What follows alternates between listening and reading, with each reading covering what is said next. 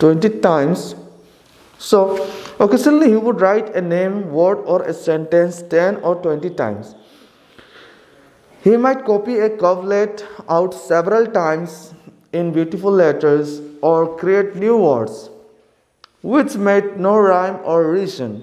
So occasionally he would क्या करता था वो elder brother जो he would write a name or word or a sentence, मतलब किसी का कोई नाम या word या sentences लिखता था वो 10 or 20 times, मतलब 5, 6, 10 या 20 बार लिखता था वो. He might copy a couplet out several times in beautiful letters. So वो couplet बनाया जाता था कि letters, beautiful letters को create to new words which made no rhyme or reason. I wasn't really very keen about starting to pick up a book and sit with it for an hour. Was a tremendous effort. So to pick up a book and sit with it for an hour was a tremendous effort. मतलब ये मामूली काम नहीं था, बोल रहा है the younger brother, बोल रहा है कि एक किताब उठा के एक कोने पे जाके एक घंटा या 2 घंटा के लिए बैठ जाने के लिए किताब को देख के, ये कुछ कोई भी नहीं सकता, ये मतलब सब कोई नहीं सकता है, कोई सकता है जो इंटरेस्ट है पढ़ाई में. So as soon as I found a chance, I would leave the hostel and go to the field and play marbles or fly paper kites or sometimes just meet a chum. What could be more fun?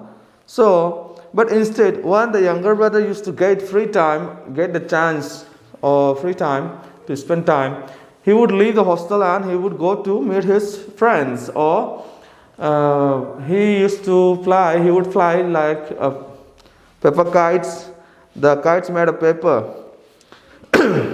and or else the younger brother used to go to the field and play marbles with friends. So जब chance मिलता था उसको, वो छोटा भाई को वो किताब नहीं निकलता था, वो मार्बल्स खेलने के लिए फील्ड में चला जाता था या पेपर काइट्स उड़ाने के लिए, और या फिर दोस्तों को मिलने के लिए चला जाता था. But as soon as I came back into the room and saw my brother's scowling face, I was terrified. Petrified means terrified.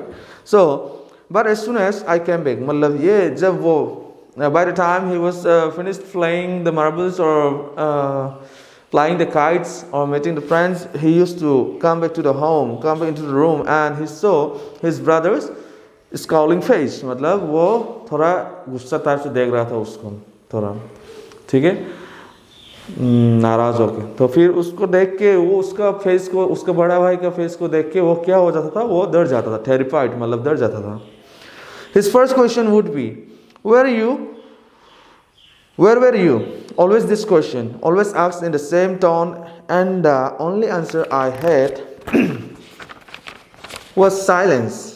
जब वो घर पहुंच जाता था, उसको एक ही क्वेश्चन पूछता था, तुम कहाँ में था, घर में नहीं हो क्या, और उसका एक ही आंसर होता था साइलेंस, मतलब वो जवाब नहीं देता था, इन रिप्लाई नहीं देता था, वो चुपचाप खड़ा होता था.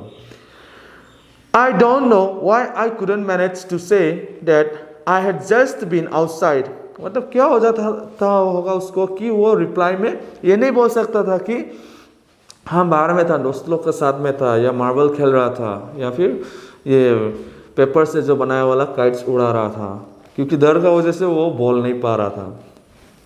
My silence was an acknowledgement of guilt, and my brother's only remedy for this was to greet me with indignant words. My silence was an acknowledgement of guilt, मतलब वो आप खुद के ऊपर गिल्टी फील होता है, मतलब कि नहीं जाना था. और and my brother's remedy for his was to greet me with indignant words. Okay.